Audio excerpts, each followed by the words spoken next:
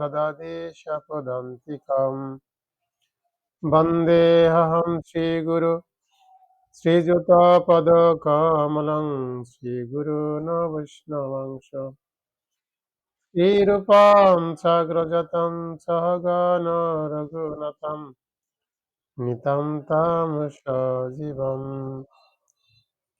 साद्वैतं सावधूतं परिजनसहितं कृष्णचैतन्यदेवं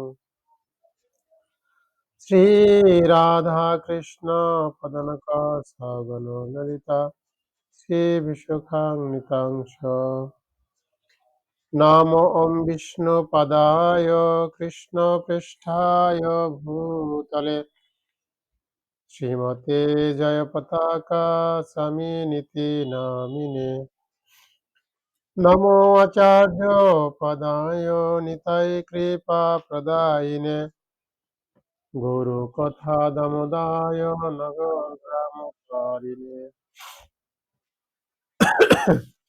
नमो ॐ विष्णुपदाय कृष्णपृष्ठाय भूतले श्रीमते भक्तिवेदान्त स्वामिनिति नामिने नमस्ते सरस्वती देवे गौरवाणी प्रचारिणे निर्विशेष शून्यवादी पाश्चात्यदेशतारिणे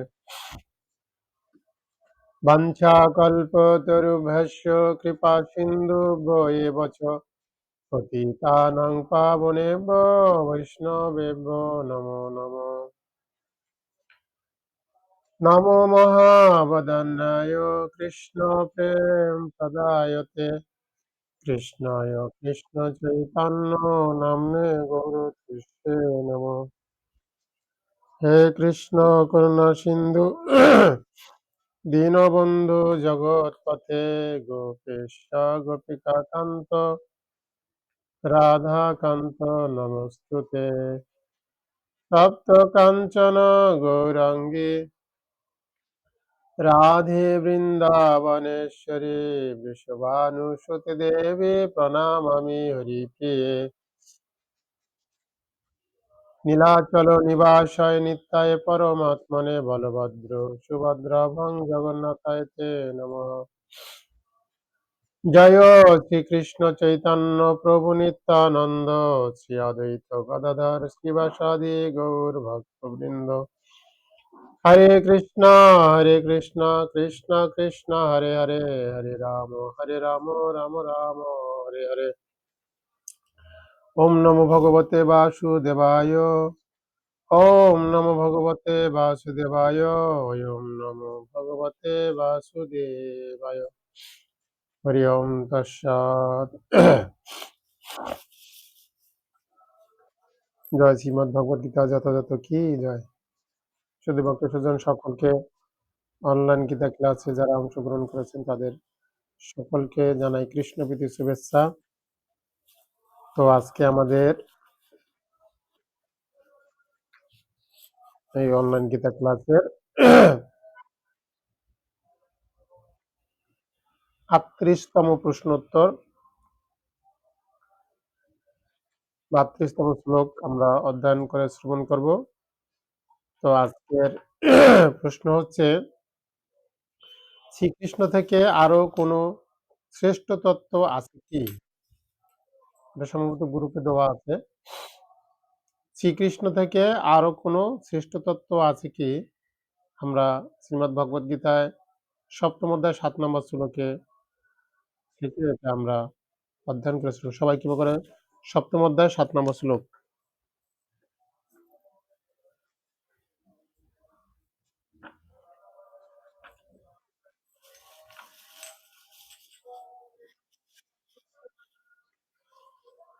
সপ্তম অধ্যায় সবাই ক্যামেরাগুলো অন রাখবেন।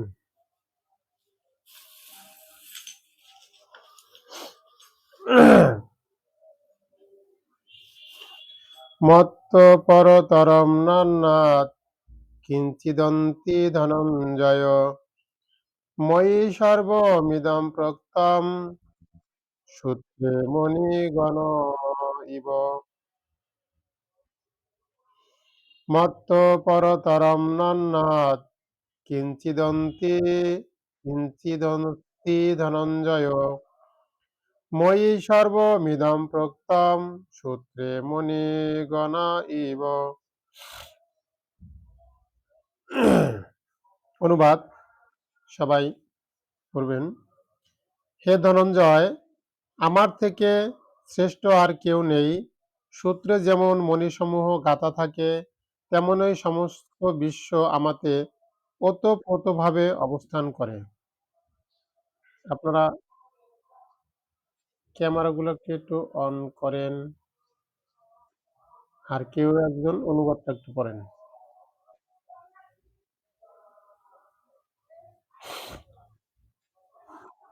ক্যামেরাগুলো অন করে কেউ একটু অনুবাদটা পড়েন। হরে কৃষ্ণ। শিবানী, সঞ্জিত প্রভু ফ্রি আছেন? মনিকা মাতাজি অনুবাদটা একটু পড়েন, অনুবাদ। কেউ একজন একটু অনুবাদটা পড়েন।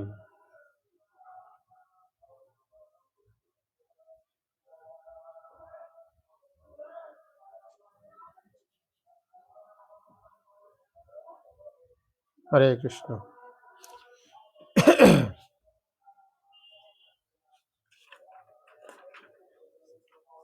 তাৎপর্য ছিল প্রভুপাদ কি জয়। প্রভুপাদ বলেছেন, পরম তত্ত্ব সবিশেষ না নির্বিশেষ এই সম্বন্ধে বহু আলোচিত মতবিভেদ আছে। ভগবদ্গীতাতে বলা হয়েছে যে পরমেশ্বর ভগবান শ্রীকৃষ্ণ হচ্ছেন পরম তত্ত্ব এবং প্রতি পদক্ষেপে আমরা সেই সত্যের প্রমাণ পাই। বিশেষ করে এই শ্লোকটিতে পরম তত্ত্ব যে সবিশেষ পুরুষ তা জোর দিয়ে বলা হয়েছে।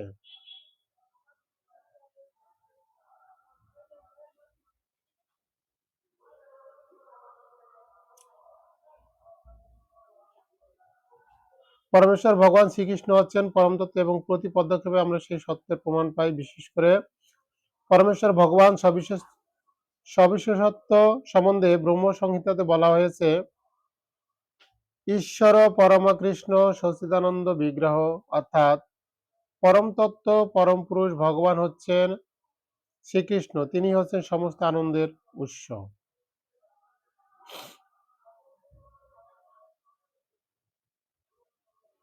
তিনি হচ্ছেন আদিপুরুষ গোবিন্দ এবং তার শ্রীবিগ্রহ হচ্ছেন সচ্চিৎ ও আনন্দ। ব্রহ্মার মতো মহাজনদের কাছ থেকে যখন আমরা নিঃসন্দেহে জানতে পারি যে পরম তত্ত্ব হচ্ছেন পরম পুরুষ এবং তিনি হচ্ছেন সর্বকারণের পরম কারণ, তখন আর তার সম্বন্ধে কোনো সন্দেহ থাকে না। নির্বিশেষবাদীরা অবশ্য বৈদিক ভাষ্য মতে শ্বেতাত্তর উপনিষদে এই শ্লোকটির উল্লেখ করে তর্ক করে, যত যদুত্তরোত্তরম তদরূপম নামায়ম। এই জড়জগতে ব্রহ্মা হচ্ছেন প্রথম জীব। সুর এবং অসুর ও মানুষের মধ্যে তিনিই হচ্ছেন শ্রেষ্ঠ। কিন্তু ব্রহ্মার ঊর্ধ্বে এক অপ্রাকৃত তত্ত্ব বর্তমান, যার কোনো জড় আকৃতি নেই এবং তিনি সব রকমের জড়ক্লুশ থেকে মুক্ত। তাকে যে জানতে পারে তিনি এই জড়বন্ধন থেকে মুক্ত হয়ে অপ্রাকৃত জগতে প্রবেশ করতে পারেন। আর যারা তাকে জানতে পারেন না, তারা এই জড় জগতে নানা রকম দুঃখ কষ্ট ভোগ করেন। নির্বিশেষবাদীরা এই শ্লোকের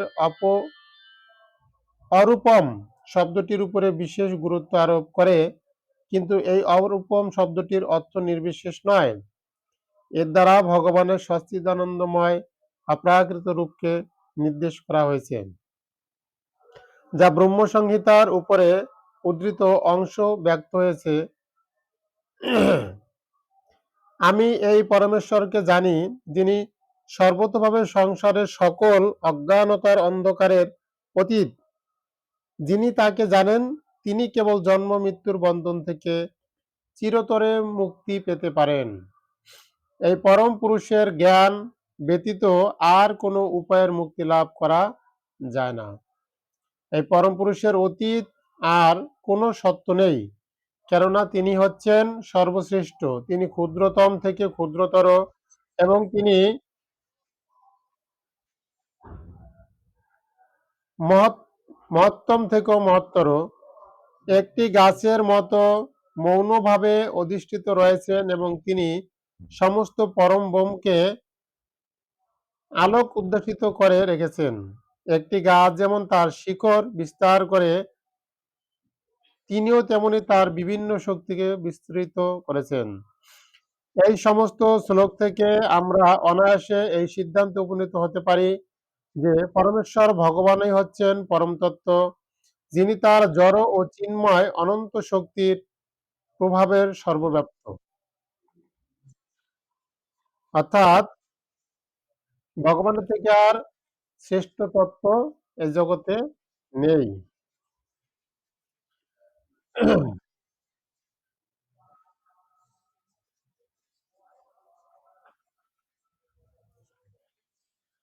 কেন নেই? কারণ ভগবান অর্জুনকে বলছেন, হে ধনঞ্জয়, আমার থেকে শ্রেষ্ঠ আর কেউ নেই।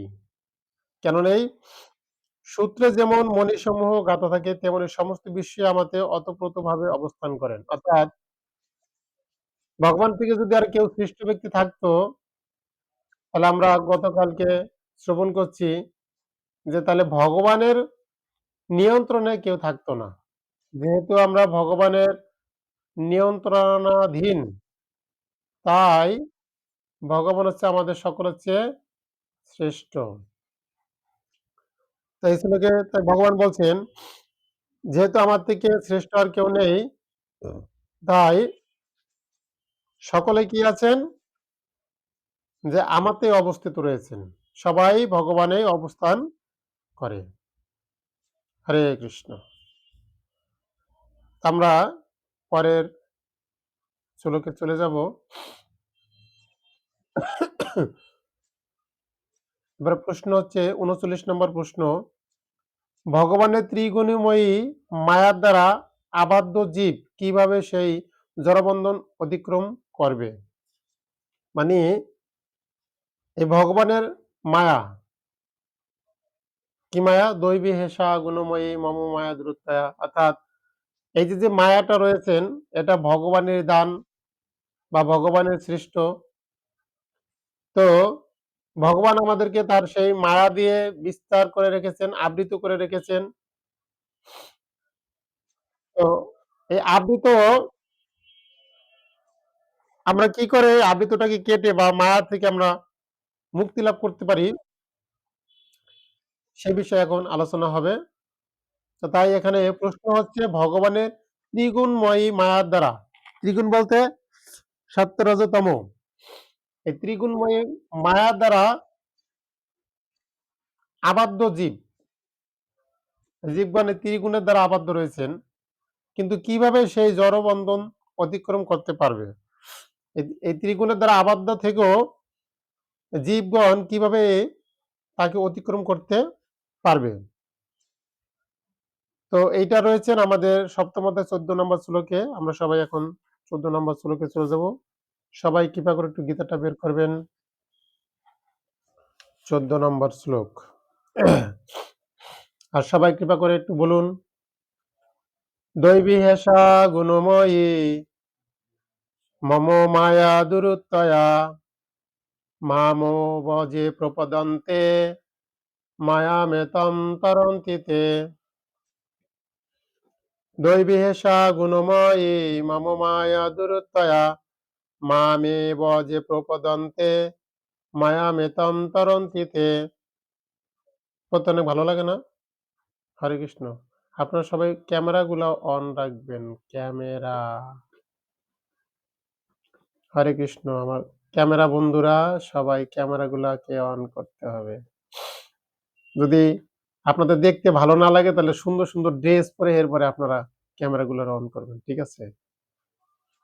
আর আগে একটা সেলফি তুলে নিবেন। এরপরে আপনারা ক্লাস করবেন। জানি পরে আবার Facebook এ ছাড়তে পারেন। ঠিক আছে? হরে কৃষ্ণ। যাই হোক, তো এই শ্লোকটা আজকে সম্ভবত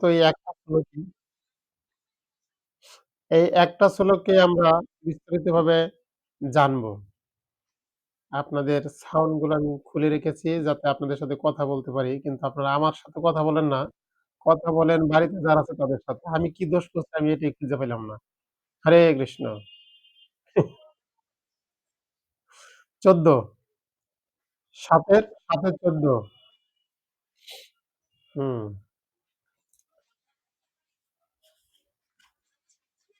সপ্তম অধ্যায় ১৪ নম্বর। কেউ একজন অনুবাদটা পড়েন।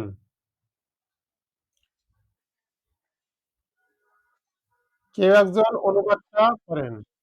হ্যাঁ, অনুবাদ পড়েন, পড়েন। আমরা যখন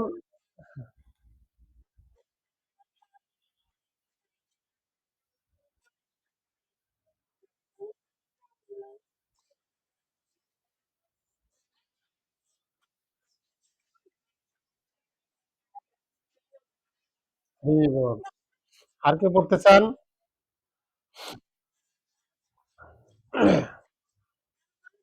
হ্যাঁ, পড়েন।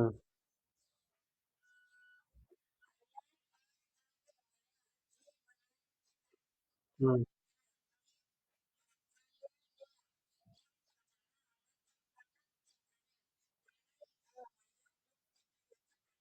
হরে কৃষ্ণ।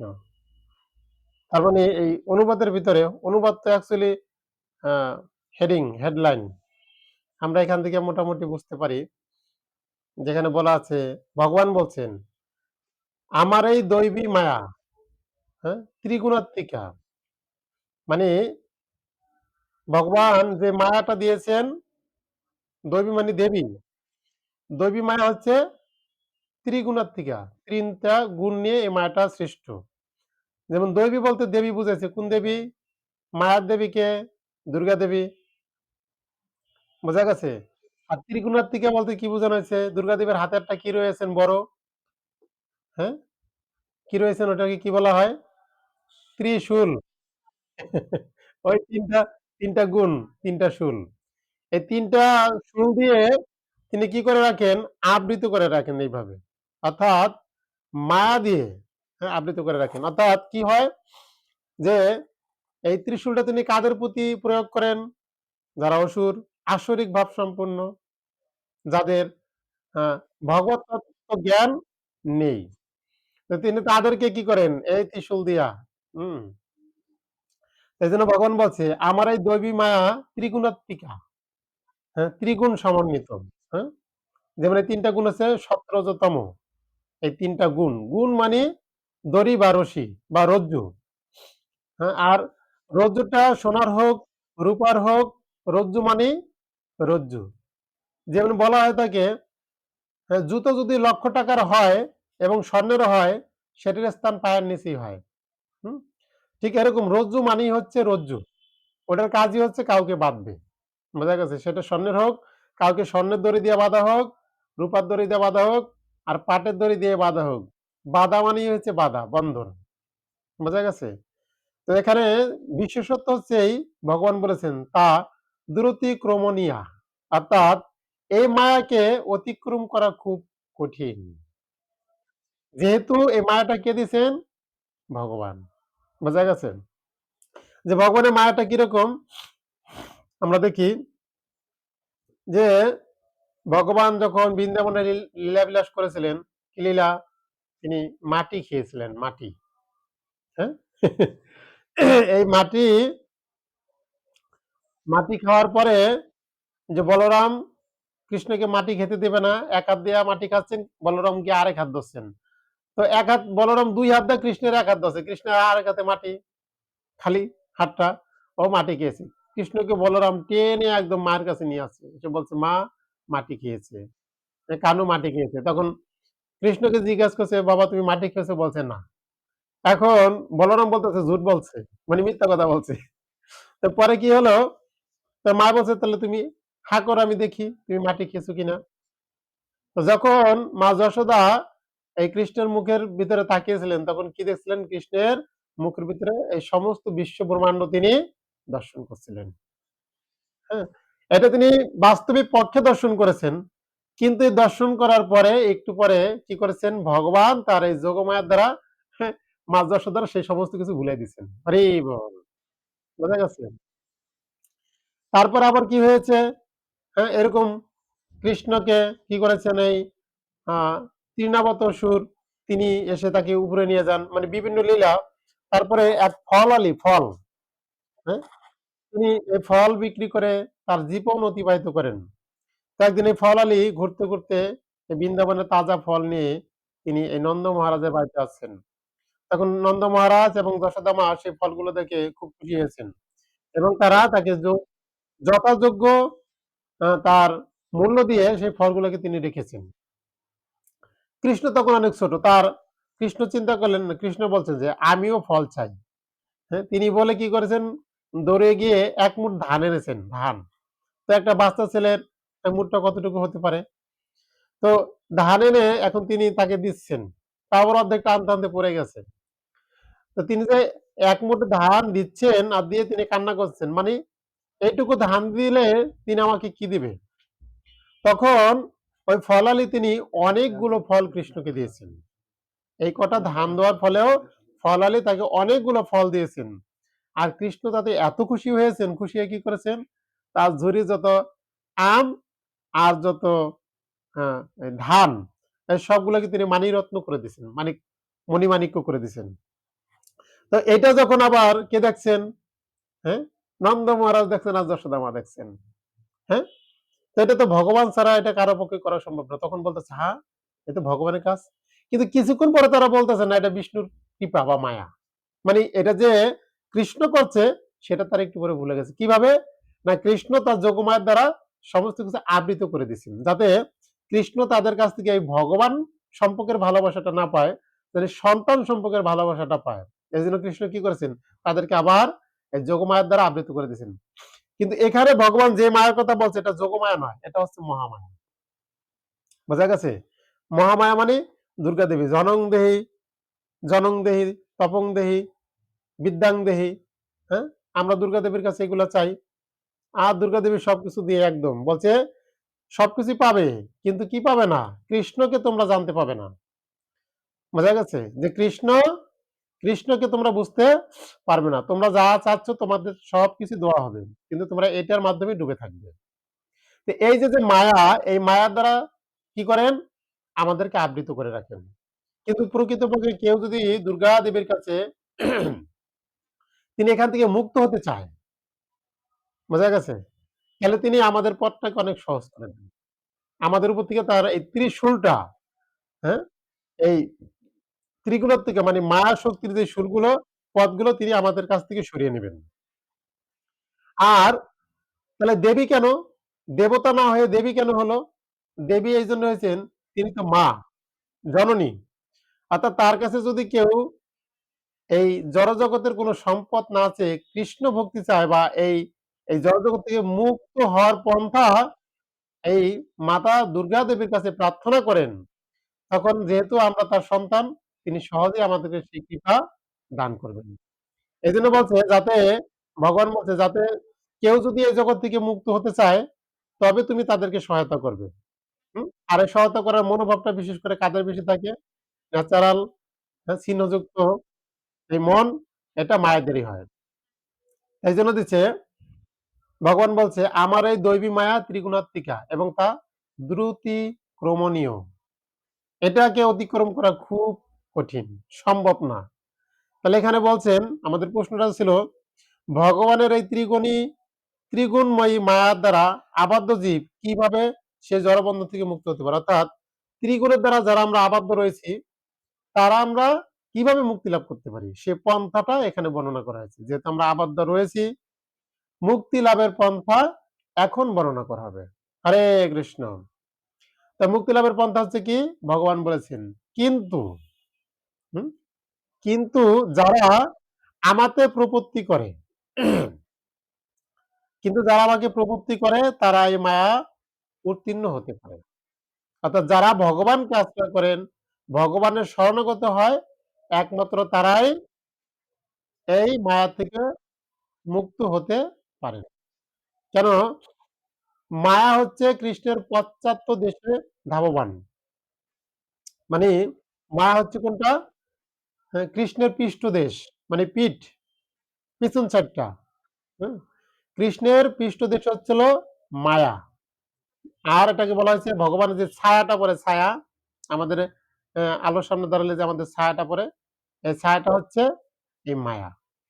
তো বলছে কিন্তু কৃষ্ণকে যদি কেউ আশ্রয় গ্রহণ করে, বলছে মায়া আর তার পশ্চাতে ধাবমান হয় না। এইজন্য বলছে এই দৈবী মায়া থেকে মুক্ত হওয়ার একটাই পন্থা, এই জড় জগৎ থেকে মুক্ত হওয়ার একটাই পন্থা, যদি কেউ কৃষ্ণের চরণে প্রপত্তি করে। এই কৃষ্ণের চরণে প্রপত্তি করার মাধ্যমে আমরা এই দুঃখময়, কষ্টময় সংসার থেকে, এই জড়জগৎ থেকে আমরা মুক্ত হতে পারি। তো সেই সম্পর্কে শ্রীল প্রভুপাদ এখানে অনেক সুন্দর বর্ণনা করেছেন। আমরা সেটাকে সুন্দর করে শ্রবণ করব যাতে আমাদের এই দুঃখময় জীবন থেকে মুক্ত হওয়ার জন্য আমাদের মনটাও এরকম ব্যাকুল হয়। আর আমরা যেন এরকম কৃষ্ণের চরণে প্রপত্তি করে, হ্যাঁ? মুক্ত হতে পারি। তাৎপর্য ছিল প্রভুপাদ কি? পরমেশ্বর ভগবান অনন্ত দিব্য শক্তির অধীশ্বর এবং সেই শক্তি রাজই দিব্যগুণ সম্পন্ন। যদিও জীব তার সেই শক্তি সম্ভূত এবং তাই দিব্য, কিন্তু জড়া শক্তির সংস্পর্শে আসার ফলে তাদের সেই প্রকৃত দিব্য স্বরূপ আচ্ছাদিত হয়ে পড়েছে। এভাবেই জড় শক্তির প্রভাবে আচ্ছাদিত হওয়ার ফলে জীব তার বন্ধন থেকে মুক্ত হতে পারে না। কি বলা হয়েছে? যে ভগবান হচ্ছে দিব্য গুণাবলীর অধিকারী। আর যেহেতু এই জড়জগতের জীব সৃষ্টি হয়েছে তার থেকে তার অংশ, তাই এই জীবের ভিতরেও সেই দিব্য গুণাবলী রয়েছেন। কিন্তু এই জড়জগতে আসার ফলে, এই প্রকৃতিতে আসার ফলে এই প্রকৃতির গুণে আমরা আমাদের সেই দিব্য গুণাবলীগুলা আবরিত হয়েছে মানে ঢাকা পড়ে গেছে। সে কথা এখানে বলছি। আর এই ঢাকা পড়ে যাওয়ার ফলে, হ্যাঁ, আমরা এই জগতের বন্ধন থেকে মুক্ত হতে পারছি না। তা আগে আমাদের বুঝতে হবে যে ভগবানের সে সমস্ত দিব্য গুণাবলীগুলো আমাদের ভিতরে রয়েছেন, কিন্তু সেটা আমরা বুঝতে পারছি না। যখন আমরা বুঝতে পারবো যে আমাদের ভিতরেও ভগবানের দিব্য গুণাবলীগুলো রয়েছেন, যখন আমরা বুঝতে পারবো তখন এগুলোকে যখন আমরা একটু কাজে লাগাবো, তখন আমরা এই মায়া থেকে মুক্ত হয়ে যাবো। সে কথা বলছেন। পূর্বেই বলা হয়েছে যে ভগবান শ্রীকৃষ্ণ থেকে উদ্ভূত হওয়ার ফলে চিন্ময় পরাশক্তি ও জড় অপরাশক্তি উভয়ই নিত্য। দুটোটাই হচ্ছে নিত্য। কিন্তু জীব ভগবানের নিত্য পরাশক্তির অংশ, কিন্তু অপরা প্রকৃতি বা মায়ার বন্ধনে আবদ্ধ হয়ে পড়ার ফলে তার মোহ নিত্য। তাই জড় জগতের বন্ধনে আবদ্ধ জীবকে বলা হয় নিত্যবদ্ধ। এই জড় জগতে যারা এই জড় জগতের বন্ধনে আবদ্ধ তাদেরকে বলা হয় নিত্যবদ্ধ। আচ্ছা, জড়জগতের সময়ের হিসাবে কেউ বলতে পারে না জীব কবে বদ্ধ অবস্থা প্রাপ্ত হয়েছেন। মানে আমরা এই জগতে আছি, আমরা জানি না যে কবে আমরা এখানে এসে বদ্ধপ্রাপ্ত হয়েছি। তাই এই জড় জগতের বন্ধন থেকে মুক্ত হওয়া তার পক্ষে অত্যন্ত কঠিন। কে কে জড় জগতে আছেন? এই জড় জগতের বন্ধন থেকে মুক্ত হওয়া অত্যন্ত কঠিন কাজ। হুম। আর আমরা কঠিন কাজটা আমাদের জন্য করি না, যদি অন্যের কোনো কঠিন কাজ থাকে এটা আমরা করে দিতে পারি। এখন যদি বলা হয় যে আপনি ১ ঘন্টা গীতা পড়েন, কেউ কিন্তু আমরা পড়ব না। বোঝা গেছে? কিন্তু যখন আমরা টিউশন নিতে যাই, তখন যদি টিউশনের ওই বাসার সে যদি বলে, "আজকে আমার বাচ্চাটাকে পড়াইতে হবে না, আপনি শুধু ০.৫ ঘন্টা গীতাটা পড়বেন, চলে যাবেন।" কি করবেন? আপনি তো পড়বেন আর চিন্তা করবেন কত তাড়াতাড়ি পইড়া যাওয়া যায়। বোঝা গেছে? এজন্য আমরা কঠিন কাজ করি, তাহলে আমাদের জীবনের কঠিন সমস্যা সমাধানের জন্য নয়। অন্য কারো জীবনে যদি কোনো কঠিন সমস্যা থাকে, আমরা সেটা নিয়ে ব্যস্ত। যেমন এটার একটা উদাহরণ আমরা দিতে পারি যে, আমরা যদি চলার পথে কোনো দুঃখী মানুষ দেখি, দেখা হয় কিনা? দুঃখী মানুষ কেউ কষ্ট পাচ্ছে বা ভিখারি ভিক্ষা করছেন বা কেউ সাহায্য নিতে আসেন। তাদের দেখলে আমাদের অনেক খারাপ লাগে না? হরে কৃষ্ণ। সজিত বাবু খারাপ লাগে? হ্যাঁ? আমরা অনেক সময় গাড়িতে চড়ি, ট্রেনে চড়ি, বাসে চড়ি, তখন অনেকে সাহায্যের জন্য আসে। আবার অনেক পাগল আমরা দেখি, হ্যাঁ? আবার অনেকে দেখি ২-৩ দিন ধরে না খেয়ে আছে, বলছে, "আমাকে কিছু টাকা দাও, আমি কিছু খাবার কিনে খাবো।" তাদেরকে দেখে আমাদের অত্যন্ত কষ্ট লাগে। আর আমরা তাদেরকে কিছু দেই। কিন্তু আপনি কি চিন্তা করছেন আপনি আমিও তাদের মতনই একজন? আমরাও তাদের মতনই একজন। কিন্তু তিনি রাস্তায় ঘুরবার লাগতেছে, আর আমরা কোথায় ঘুরি? আমরা একটু স্ট্যান্ডার্ড। তাদের মতন না, আমরা তাদের থেকে একটু উন্নত, স্ট্যান্ডার্ড। কিন্তু আমাদের কোয়ালিটি একটাই, কাজ একটাই। হুম? আমরা কি সব দিক দিয়ে পরিপাটি আছি মনে হয়? আমাদের কি কোনো অভাব নেই? হ্যাঁ? আমাদের ক্ষেতে সবকিছুই হয়। টাকা-পয়সা, বাড়ি-গাড়ি সবকিছু আমাদের জমিতে হয়। বোঝা গেছে?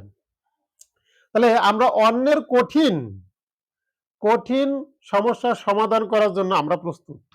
কিন্তু আমরা কখনোই মনে করি না যে আমি এই জগতে একটা কঠিন সমস্যার মধ্যে আছি। মনে হয় আমাদের এরকম উপলব্ধি হয়? আর এই উপলব্ধিটা হয় না। আর না হওয়ার ফলে আমরা আমাদের কঠিন সমস্যার সমাধান করার প্রস্তুতি নেই না বা এরকম ইচ্ছা পোষণ করি না। এজন্য বলছে, আগে বুঝতে হবে যে আমরা এই জগতের সবচেয়ে কঠিন। আমি এই জগতের সবচেয়ে কঠিন অবস্থাতে রয়েছি। এজন্য ছিল প্রভুপাদ বলছে, কি বলছেন? জনমরোগী, দুঃখভোগী, শয্যাতে শুইয়া ভালো আছেন কহেন তিনি হাসিয়া, হাসিয়া। যে জগতের মানুষের অবস্থা কিরকম?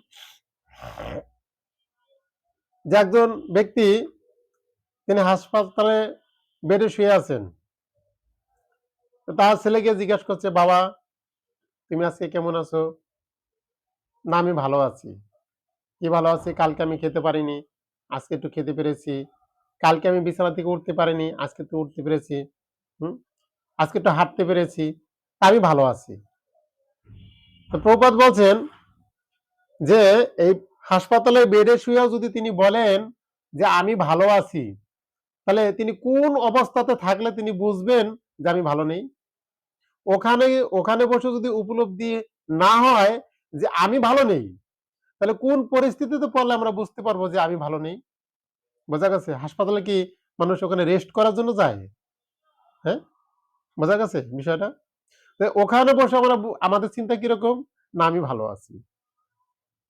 তো এইজন্য এখানে বলছে এই বিষয়টা যে আমরা এই যে জড়জগৎ থেকে মুক্ত হওয়া অনেক কঠিন।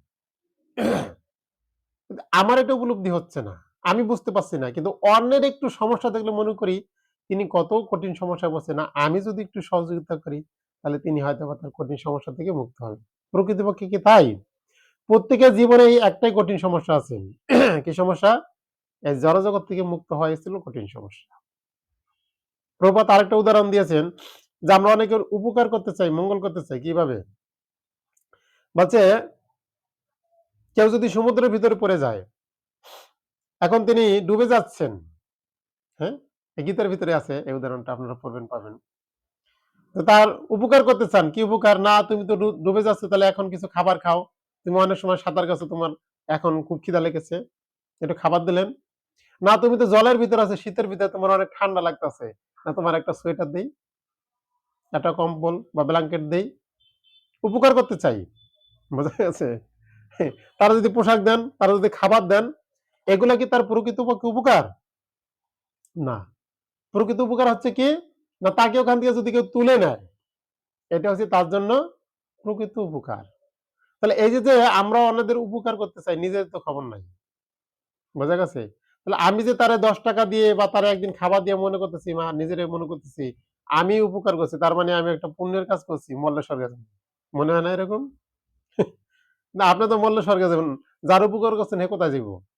আর এরা খাবার দিয়ে আপনি তার ক্ষুধাটাকে নিবৃত্তি করছেন। কিন্তু তার যে জড় সমস্যাটা রয়েছেন, তিনি যে জড়জগতের বন্ধন থেকে মুক্ত হতে পারছেন না, এইজন্য আপনি কি উপকার করছেন? এইজন্য যদি উপকার না করেন তাহলে সারা জীবন যা করবেন তিনি যদি বন্ধন থেকে মুক্ত হইতে না পারে, তাহলে তো মৃত্যুর সাথে সব জিরো হয়ে যাবো। আপনি যা উপকার করছেন এটাও জিরো হয়ে যাবো গা। বোঝা গেছে? যদি কেউ আমরা কারো জন্য পরোপকার করতে না পারি, প্রকৃত উপকার করতে না পারি, তাহলে এর এর সমস্যা থাকবে। আর আমি যে উপকারটা করুম, এটাও কোনো কাজে আসবে না। এটার কোনো মূল্য থাকবে না। বোঝা গেছে? তাই জন্য বলছে, প্রকৃতপক্ষে যে এই বন্ধন থেকে মুক্ত হওয়া অনেক কঠিন। তাই আমাদের উচিত এই মুক্ত হওয়ার পন্থাটাকে জানা এবং উপলব্ধি করার চেষ্টা করা উচিত যে আমরা ওই জড়জগতের বন্ধনে, কঠিন বন্ধনে আবদ্ধ হয়ে আছি। আর এখান থেকে ওঠাটা অনেক কঠিন। যেটা আমাদের অনেক ভক্তদের ক্ষেত্রে হয়ে থাকে। কিরকম? ভক্তরা ভক্তি জীবন পালন করে। আমি আমাদের এই বিশেষ করে আর কেউ তো বলতে পারি না, আমি উজ্জ্বলা মাতাজিরে অনেক বেশি বলি। উজ্জ্বলা মাতাজিরে কি বলি বলেন তো? বলি যে ভক্তরা ভক্তি জীবন পালন করে, হ্যাঁ? এই জড় জগতের থেকে মুক্ত হওয়ার জন্য ভক্তি জীবন করছেন। ভক্তি জীবন করার উদ্দেশ্য হচ্ছে এই যে এই বন্ধন থেকে মুক্ত হওয়া। ভক্তি জীবন মানে কৃষ্ণের আরাধনা করা, অর্থাৎ কৃষ্ণের চরণে প্রপত্তি করা। মামব যে প্রপদন্তে মায়ামিতং তরণ, যিনি আমার কাছে প্রপত্তি করেন বা আমার শরণাগত হন, তিনি এই মায়া থেকে বন্ধ থেকে মুক্ত হতে পারেন। তাহলে আমরা এই ভগবত ভক্তি যাজন করছি, কৃষ্ণের শরণাগত হচ্ছি, কিন্তু আমরা সংসারে আসক্তিটা সারতে পারছি না। বাড়ির, পরিবারের, পরিজনদের আসক্তি সারতে পারছি না। তার মানে যে সবচেয়ে কঠিন বন্ধন হচ্ছে কি এ জগতে? না আমি না খেয়ে আছি, এটা অনেক কঠিন বন্ধন। বলছে কঠিন বন্ধনটা হচ্ছে কি? মায়া। কঠিন বন্ধনটা কি? হ্যাঁ? হ্যাঁ। না, আর মায়াটা কাদের উপর বেশি হয়? পরিবারের উপর, ঘরের উপরও এতটা মায়া হয় না। কাদের উপর হয়? পরিবারের বাকিদের উপর। তো এখন বিষয়টা হচ্ছে আমরা যদি এই ভগবানের চরণে প্রপত্তি করে, ভগবানের শরণাগত হয়ে যদি এরকম মনোভাব তৈরি করতে না পারি, কি এক্ষণ ভগবান আমাকে নিতে আসবে। এখন কি আপনি বলবেন যে আমার ছোট মেয়েটা না খেয়ে স্কুলে গেছে, ওটা আসুক, ওরে খাবারটা দিয়ে এরপরে যাই? কি এরকম? আমাদের পিয়া মাতাজি বলবে যে আমার বাচ্চাটা স্কুলে গেছে, আরে খাবারটা দিয়ে নেই। হুম? তো এইজন্য বলছে প্রস্তুত থাকা। হুম? আমাদের এই বন্ধন থেকে মুক্ত হওয়ার জন্য যদি আমরা প্রচেষ্টা করি, আমাদের প্রস্তুত থাকতে হবে যে ভগবান যেকোনো মুহূর্তে আমাদের এখান থেকে তুলে নিবেন। এই জগতে রাখবেন না। আমাকে প্রস্তুত থাকা মানে যেকোনো মুহূর্তে ডাক দিলে সাথে। আমার সাথে কে আছে এটা মুখ্য না। মুখ্য হচ্ছে এটা, যদি আমি মুক্ত হতে পারি, কোনোভাবে যদি আমি মুক্ত হতে পারি, তাহলে আমি ভগবানের কাছে যে গিয়ে প্রার্থনা করব, হে ভগবান, তুমি আমাকে যেখান থেকে এনেছো তার থেকে নিকৃষ্ট কোন স্থানে আমাকে প্রেরণ করো, পাঠাও। কিন্তু বিনিময়ে তুমি আমার পরিবারের লোকগুলাকে মুক্ত করে দাও।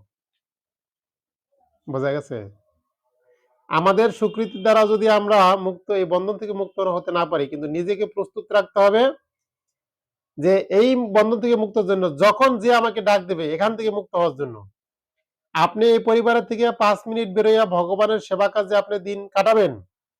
এই ৫ মিনিট আপনার পরিবারের বন্ধন থেকে মুক্ত থাকবেন। যেই বন্ধন থেকে মুক্ত হওয়ার জন্য আপনি এই ভগবত ভক্তি যাচন করছেন বা ভক্তি অনুশীলন করছেন। কিন্তু আমরা বন্ধনের সাথে ভক্তি অনুশীলন করছি। এজন্য বলছে, শ্রী চৈতন্য মহাপ্রভু বলছে নাম অপরাধের ভিতরে যে ভগবান বলছেন, নামকারী বহুধা নিজ সর্বশক্তি। হ্যাঁ? স্তরার্পিত নিয়মিত স্মরণে না কলহ। অর্থাৎ নামের এত গুণ আছে, একবার কৃষ্ণ নামে যত পাপ করে জীবেরও সাধ্য নাই তত পাপ করে। কিন্তু বলছে এখন আমরা যদি মনে করি যে নাম করলে সমস্ত পাপ থেকে মুক্ত হওয়া যায়, তাহলে সমস্যা কি? আমি পাপ করি, পরে নাম করুম। পাপও করলাম, নামও করলাম। কি? তাহলে আমার পাপও থাকবে না, নামও হচ্ছে। কিন্তু ওখানে শ্রী চৈতন্য মহাপ্রভু বলছে যদি কেউ এরকম মনে করে, তাহলে তার নামের ক্রিয়াটা তার হইল না, পাপটাই রইল। বোঝা গেছে? তো এখন যদি আমি মনে করি না সংসারে বসে ভক্তি জীবনও করুম, ভগবত ভক্তি যাজন করুম, কিন্তু বের হবো না। কিন্তু বন্ধন মুক্ত হইতে চাই। হবে? ২ টা মিশ্রণ হলে তো এক হবে না। আপনি সাদা রং আর কালো রং, একজন যদি আপনি যদি মনে করেন না ১ চামচ সাদা রং যদি কালো রঙের সাথে মিশাই, তাহলে সাদা রংটা কালো হয়ে যাইব। আবার যদি আপনি মনে করেন যে ১ চামচ কালো রং সাদা রঙের সাথে মিশাই, কালো রংটা সাদা হয়ে যাবে। সম্ভব? এটা কি সম্ভব? হবে? হ্যাঁ? কোনদিনও হবে না। আপনি ২ টা রং যখন মিক্স করবেন দেখবেন ২ টা রঙের কালার আরেকটা অন্য কালার হয়ে গেছে। ২ টার একটা হবে না। কালাটাও সাদা হবে না, সাদাটাও কালো হবে না। মাঝখানে থেকে অন্য একটা কালার ডিসকালার হয়ে যাবে। বোঝা গেছে? কালো কালারটাও একটু লাইট, সাদা কালারটাও লাইট। কিন্তু ওটা হয়ে যাবে ডিপ। বোঝা গেছে? তো আমরা যদি এই সংসারে বসে কৃষ্ণ ভজন করি, কিন্তু আমাদের যদি প্রস্তুতি না থাকে, যদি কোন ভক্ত, যদি কোন বৈষ্ণব বা ভগবান আমাদেরকে ডাকেন যে, "আসো, মন্দিরে আসো, ভগবানকে দর্শন করে যাও, ভগবানের একটু সেবা করে যাও।" "না প্রভু আজকে তো অনেক কাজ আছে।" আরে তোমার কাজ আছে এটা তো ভগবান জানেই। কাজ আছে তুমি জানো তোমার জানি কাজগুলো না করার লাগে, এর লিগে তো তোমার ওদেরকে মুক্ত করতে চায়। কিন্তু আমরা কি চাই? না আমি যাব না। ওই যে বলছিলাম পিছনে আমাদের অবস্থা কার মতন ছাগলের মতন। ছাগলকে যখন গলায় দড়িটা বাঁধা থাকে যখন টানে, ছাগলকে আপনি যত টানবেন ওই ছাগল পিছনের দিকে যাওয়ার চেষ্টা করে। না আমি যাব না। আহ! বুঝতে পারছেন? এই ছাগল আপনি আপনি এটা প্র্যাকটিক্যাল দেখবেন। ছাগলকে আপনি এমনিতে ধাওয়ায় নিবেন, ছাগল দৌড়াবে। কিন্তু যদি আপনি গলার রশি ধরে টান দেন, ছাগল ২ পা সামনে দিয়ে আ যাব না। বোঝা গেছে? তো আমাদের এমনিতে করলে ঠিক আছে। আমরা যেকোনো জায়গায় যাই। কিন্তু অনুষ্ঠান আছে। কিন্তু ওই অনুষ্ঠান আমরা বলেও রাখছেন ১ মাস আগে। আর সেও দিন গুনবো ১ মাস আগের থেকে। আর গিয়ে বলবে, "প্রভু এমন দিনে অনুষ্ঠানটা ফালাইছেন। এ আজকের পরের দিনে আমার বাচ্চাটার পরীক্ষা। কি করে আসবো?" মানে পরীক্ষাটা বাচ্চার, মনে হয় না বাচ্চার পরীক্ষাটা হার। রাত ভইরা পড়বে। বোঝা গেছে? এই হচ্ছে হলো মনোভাব। এরকম মনোভাব যদি আমাদের থাকে তাহলে এই কঠিন বন্ধন থেকে মুক্ত হওয়া সম্ভব না। বোঝা গেছে?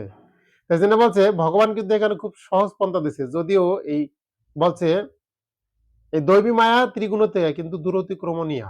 কঠিন। এটাকে অতিক্রম করা যাবে না। সহজ না। কিন্তু সহজ পন্থা কিন্তু কত সুন্দর করে বলছেন।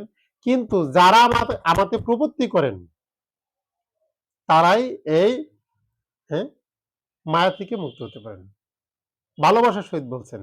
যারা আমাকে চায়, যদি কেউ আমাকে চায়, আন্তরিকতার সহিত আমাকে চায়, তাহলে তারাই এই মায়া থেকে মুক্ত হতে পারে খুব সহজেই। এজন্য বিষয়টা হচ্ছে হলো আমরা তো মুক্ত হতে পারি, কিন্তু অ্যাকচুয়ালি আমাদের মনোভাবটা মুক্ত হওয়ার নয়। এজন্য বলেন না মানুষ হ্যাঁ, চাইলে অনেক কিছু করতে পারে। বলো তো এই কথাটা। কিন্তু আসলে আমরা চাই না। বুঝতে পারছেন? আর যদি কেউ চায়, খালি দেখালে বলবে, "হ্যাঁ, আপনারা কেন বাপ-মা ছেড়ে আইছেন? হ্যাঁ? আপনারা কেন বাপ-মা ছেড়ে আইছেন?" আমাদেরকে বলে। "কেন বাড়িঘর ছেড়ে আইছেন?" নিজেরা তো কিছু করবে না, আমাদেরকে বলবে। "কেন আসছেন?" "না আমরা চাইছি মুক্ত হতে।" "কেন মুক্ত হতে চাবো না? হয়তো আপনার বাবা-মা আছে না, তাদেরকে দেখবেন না।" আরে এদেরকে আপনি এই ১০ বছর, ২০ বছর, ৫০ বছর খাওয়াইবেন। কিন্তু খাওয়ায় কি বাঁচায় রাখতে পারবেন? হ্যাঁ? সম্ভব? এরা তো মরবে। তো মরার পর কই যাইব? আপনি কি চান যে আপনার বাপ-মাটা নরকে যাক? কে চায়? হাত তোলেন তো। কার বাপ-মাকে নরকে পাঠাইতে চান? হাত তোলেন। তো এইবার আপনি বলেন তো, আমাদের বাপ-মারা যে কাজগুলা করতাছে, এটা কি স্বর্গের জন্য কাজ করতাছে? স্বর্গের দ্বার? তাহলে যদি স্বর্গের দ্বার না হয় তাহলে কি আপনি দাঁড়াই থেকে দেখতে হইব যে মৃত্যুর শেষে বাপ-মা নরকে যাইতেছে। দাঁড়াই থেকে দেখা লাগবে না এটা? কিন্তু আপনি যদি এমন কোন কাজ করেন বা ভগবানের কাছে এরকম কোন প্রার্থনা করেন, "হে ভগবান, যদি আমি আপনার নির্দেশনা যথাযথ রীতিতে পালন করে থাকি বা অবলম্বন করে থাকি, তার ফলে তুমি আমাকে উন্নতি না করে তুমি আমার পিতামাতার মুক্তির ব্যবস্থা করে দাও।" বোঝা গেছে? যেটা হয়েছিল কোথায়? প্রহ্লাদ মহারাজের ক্ষেত্রে। যে প্রহ্লাদ মহারাজ তিনি বিষ্ণু ভক্ত হয়েছিলেন দেখে তার বাবা তাকে মারার জন্য কত প্রচেষ্টা করেছেন। হাতির পায়ের নিচে, সাপের মুখে, হ্যাঁ? পাহাড়ের থেকে ফেলে দিয়েছেন, সাগরের ভিতরে ফেলে দিয়েছেন। কিন্তু ভগবান সব জায়গা থেকে রক্ষা করছেন। আবার উল্টা পেলে কি হয়েছে? সে ভগবানের লগে যুদ্ধ করছে। তো ভগবানের লগে যুদ্ধ করার পরে যখন তারে ভগবান মেরে দিয়েছেন, মেরে দেওয়ার পরে প্রহ্লাদ মহারাজ তার স্তুতি করে তাকে শান্ত করেছেন। তো উল্টা বলে প্রহ্লাদ মহারাজ বলতেছে, "বলো বৎস তুমি কি বর চাও? তোমাকে আমি বর দিতে চাই।" তো বলছে, "না আমার কোন বর-টর লাগবে না। কোন বরই চাই না। না বর তো তোমাকে নিতেই হবে।" তখন বলছে, "যদি বর দিতেই হয় তাহলে আমার বাবাকে মুক্ত করে দেন।" কেন বাবা তো আসলে অসুর। জানে যে বাবা তো সদ্গতি কোনভাবেই সম্ভব না। বুঝা গেছে? তো বাবাকে মুক্তি দেন। বলছে, "আরে তোমার বাবার মুক্তি আগেই হয়ে গিয়েছে। এছাড়া তোমার কি বর আছে?" বলছে, "এছাড়া আর আমার কোন চাওয়া নেই।" তাহলে আপনি চিন্তা করেন সারা জীবন করছে অসুরগিরি। কিন্তু মুক্ত হইলো কার জন্য? কার জন্য? প্রহ্লাদ মহারাজ কি তার বাবারে খাওয়াইছিল? হ্যাঁ? তাহলে বিষয়টা কি হলো? যে বাবা সারা জীবন যত অপকর্ম করছে, হ্যাঁ? যার ফলে তাকে অনন্ত কোটি কাল নরক যন্ত্রণা ভোগ করতে হতো। কিন্তু ভক্ত প্রহ্লাদ তিনি ভগবানের ভক্ত হওয়ার ফলে তার পিতাকে কি করেছেন? সেই সমস্ত দুঃখ কষ্টের হাত থেকে মুক্ত করেছেন। এবার আপনি চিন্তা করেন, আপনি যদি আপনার বাবা-মার ভালো চান, তাহলে বাবা-মার জন্য যদি সবকিছু ছাড়তেও হয়, বাবা-মার কাছে থাকলে ওরা খাওয়াইবেন ৭০ বছর। আপনার বয়স হলো ২০ বছর। কারণ ২০ বছর আগে থেকে তো আর আপনি বাপ-মার খাওয়ান শুরু করতে পারবেন না। এই ২০ বছর আগ পর্যন্ত আমাগোই পিছনে লাগে ২ জন। তা ২০ বছর পরে যদি ইনকাম করতে শুরু করেন তো বাপ-মার বয়স আপনি ৭০ বছর যদি খাওয়ান তাহলে তো বাবা-মা ৯০ বছর হয়। ৯০ বছর আর কি বাঁচে? হ্যাঁ? হাফ সেঞ্চুরি করলে তো পুরা অবস্থা খারাপ হয়ে যায়। নাকি? তাহলে এই ৭০ বছর যদি বাপ-মারে খাওয়ান, খাওয়ায় কি পাপ থেকে মুক্তি করতে পারবেন মনে হয়? বোঝা গেছে? কিন্তু এই ৭০ বছরও যদি তারা কষ্ট করে কোন রকম খেয়ে পরে বেঁচে যায়, ৭০ বছর কষ্ট করবে। খাবার পাবে না, না খেয়ে থাকবে, ব্যাধিতে ভুগবে। কত বছর? ৭০ বছর। তার ফলে যদি ভক্ত ছেলের পালায় পড়ে, এই ৭০ বছরে তার জীবনের কষ্ট শেষ। আর যদি না হয় মনে করে না, পুত্র মানি হয়েছিল আমাকে বিদ্ধ করে দেখবে, কাজকর্ম করে আমাকে খাওয়াবে, ভালো-মন্দ থাকবো আর খাবো। তাহলে আপনি ৭০ বছরে ভালো খাবেন। কিন্তু যখন নরকে যাবেন, ওখানে বলা হয়েছে অনন্ত কোটি কাল আপনাকে নরক যন্ত্রণা ভোগ করতে হবে। কত কাল? অনন্ত কোটি কাল। আ আ আপনার কি মনে হয় যে অনন্ত কোটি কাল কি বড়? নাকি ৭০ বছর বড়? কোনটা? ৭০ বছর বড় না? হ্যাঁ? ৭০ বছর বড় না? হ্যাঁ, যদি এই ৭০ বছর আপনি ভালো-মন্দ থাকেন আর খান, তাহলে ওখানে অনন্ত কোটি কাল বছর রেডি। আর যদি অনন্ত কোটি কাল বছর আপনার জীবনে চোখে না দেখতে হয়, আপনারা গিয়ে স্বর্গে ইন্দ্রের সাথে থাকবেন, ভালো রাষ্ট্রীয় থাকবেন। এটা যদি চান তাহলে একটু ৭০ বছর কষ্ট করতে হবে। নাকি? তুমি যাহা চাও তাহাই পেতে পারো, অন্যে যাহা চায় তাহা যদি কিছু পেতে হলে তো কিছু দিতে হবে, তাই না? এজন্য বলছে কি করতে হবে? আমাদের সেই সুখের জন্য এই ক্ষণিকের দুঃখটাকে পরিত্যাগ করতে হবে। তবে আমরা অনেক বড় সুখের সন্ধান লাভ করতে পারব। তো বিষয়টা হচ্ছে এখানে। তো এইজন্য বলছে আমাদের মনোবৃত্তি রাখা উচিত এই সংসার এই চক্র থেকে আমরা কিভাবে যদি কেউ ডাক দেয় এটা হচ্ছে আমাদের উছিলা। ঘরে আমি বলতে পারবো, "এই আমার কেউ ডাকছে।" আর ডাকছে মানে হ্যাঁ, আমি না করি কিভাবে? আমার যাওয়া উচিত না? কিন্তু উল্টা দিলে আমরা আরো কি কই? "না আপু আপনার প্রভুটা অনেক বকবকেল।"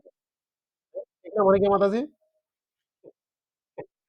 এজন্য বলছে না। আরে আমি তো এমনিতেও ঘরে থেকে বাড়াইতে পারি না। একজন উঠলে যে একটু বাইরে। প্রভু এত করে বলছে, প্রভুরা না বলতে পারেনি তাই। বোঝা গেছে? আর নইলে বাসায় গেলে একটু বকাই খাইলেন। বকা খাওয়ার ফলেও আপনার যে কাজটা হইছে, ওটা তো আর আপনার নিজের জন্য হয় নাই। আপনার পরিবারের সকলের লিগেই তো হইছে না? যদি আমরা পরিবারের কাউকে প্রকৃতপক্ষে ভালোবেসে থাকি, তাহলে তাদের পরমাত্মিক মঙ্গল কিভাবে হবে আমাদের সেইটা বুঝতে হবে। সেটা যদি আমরা করি সেটা হচ্ছে পরোপকার বা মঙ্গল। এজন্য বলছে আমাদের প্রস্তুত থাকা উচিত যেকোনো মতে এই বন্ধন থেকে মুক্ত হওয়ার জন্য। আর সেজন্য আমাদের কিছু করতে হবে। বলা হয়েছে হ্যাঁ, এই মন্দিরটা হচ্ছে একটা মুক্ত স্থান। ধাম হচ্ছে মুক্ত স্থান যেখানে গেলে মানুষ মুক্ত হয়। কি মুক্ত হয়? সমস্ত পাপ থেকে মুক্ত হয়। বলছে ধামে এবং ভগবানের মন্দিরে যদি কেউ গমন করেন তৎক্ষণাৎ তার সমস্ত পাপ মুক্ত তার সমস্ত পাপ নষ্ট হয়ে যায়। তিনি সমস্ত পাপ থেকে মুক্ত হয়ে যায়। তো বলা হয়েছে যদি কেউ মন্দির থেকে বা ধামের থেকে যদি কেউ ঘিরে ফিরে যায় আর সেখানে গিয়ে যদি কোনদিন পাপ না করে, তাকে কোনদিনও নরকে যেতে হবে না। হরি বল। বুঝতে পারছেন? কিন্তু আমরা যেখানে গেলে মুক্ত হব, মুক্ত সঙ্গ লাভ করতে পারবো। আর সেই জায়গায় যখন আমাদের যাওয়ার কথা বলে তখন, "না, আমি যাব না।" তখন আমাদের বিভিন্ন প্রকার সমস্যা হয়। আর এই সমস্যাটা হওয়ার কারণ হচ্ছে কে? কলি মহারাজ। বোঝা গেছে? এই সমস্যাটা তখন আমাদের জটিল করে দেয় কে? কলি। কেন কলি চায় যাতে আমরা এখান থেকে না বেরোই। হ্যাঁ? আমাগো দলে যারা আছে আমরা তাদেরকে ছাড়তেছি না। তাহলে কলির দলে যারা আছে কলি মহারাজ ছাড়বে? না তোমরা সাধু হয়ে যাও? তাহলে রাজত্ব করবে কারে নিয়ে? বোঝা গেছে? এই এই বাংলাদেশের সব মানুষ যদি ইন্ডিয়ায় চলে যায় তাহলে বাংলাদেশের রাজা কারে নিয়ে থাকবে? তো ওদিন বলছিল যে কি বলছে? যে হে ভগবান যুদ্ধে যদি জয়লাভ করি আর আমার আত্মীয়-স্বজনরা যদি মারা যায়, তাহলে সুখ ভোগটা আমি কাদেরকে নিয়ে করব? আমরা যে এত সাজুগুজু করি, সাজুগুজু করে ঘরের মধ্যে বইয়ে দেই, তাহলে সাজুগুজু করার কি লাভ হইলো? দেখামু কারে? কেউ তো একজন লাগবে নাকি? হ্যাঁ? লাগবে না? যে আমি যে সুখ ভোগটা করব, এই সুখ ভোগটা করব কে বুঝবে? আর আমি কারে বুঝাবো যে আমি অনেক সুখে আছি? যদি আমার আত্মীয়-স্বজনই না থাকে? আমি এত সুন্দর করে যে সাজলাম, সাজা-গোজার পরে যদি প্রভু কইলো, "এই আজকে ঘরের থেকে বেরোতে পারবে না।" কি মনে হয় যে আপনার ভালো লাগবে? হ্যাঁ? আপনি একটা অনুষ্ঠানে যাবেন, বিশেষ করে বিয়ের বউ ভাতে, হ্যাঁ? কি একটা আনন্দ আর কি একটা সাজ দিয়েছেন বোঝেন। পারেন তো বিউটি পার্লারে গিয়ে সাজিয়ে দিয়েছেন। তো যদি এই মুহূর্তে বলে, "না তোমার বউ ভাতে যেতে হবে না।" কেমন লাগবে তখন? বোঝা গেছে? ঠিক এরকম। যাই হোক, আমরা ওদিকে আর না যাই। তাই বলছে যে, "তাই জড়জগতের বন্ধন আবদ্ধ জীবকে বলা হয় নিত্যবদ্ধ।"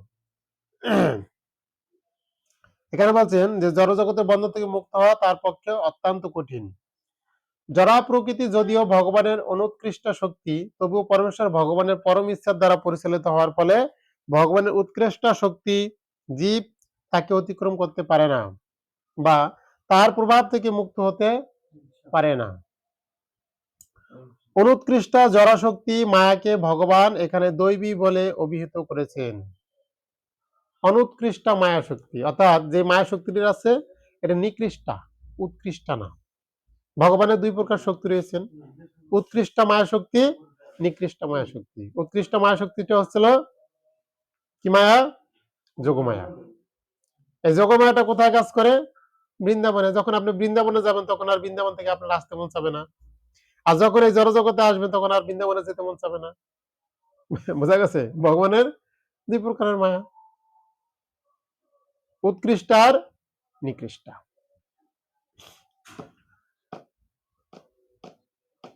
জড়শক্তি। জড়শক্তি বা মায়াকে ভগবান এখানে দৈবী বলে অভিহিত করেছেন। কেননা তা ভগবানের সঙ্গে সম্পর্কিত।